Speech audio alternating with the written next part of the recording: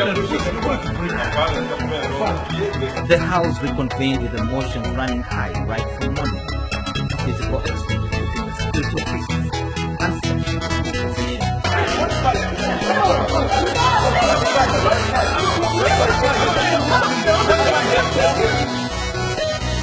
When the plenary was convened, Speaker communicated a decision.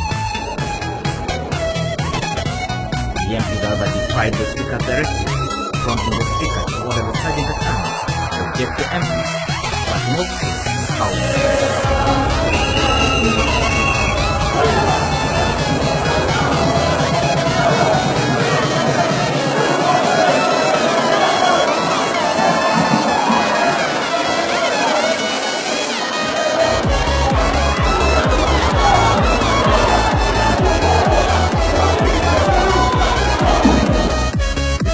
In the House, as commandos raided the House to take on the required appeals.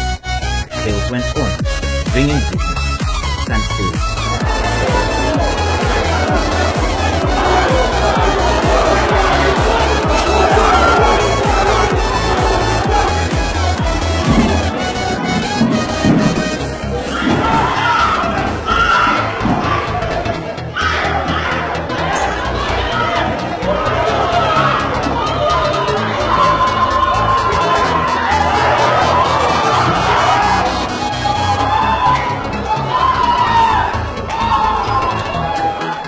Followed by arrests of a number of the opposition MPs who were whisked out of parliament by security agencies.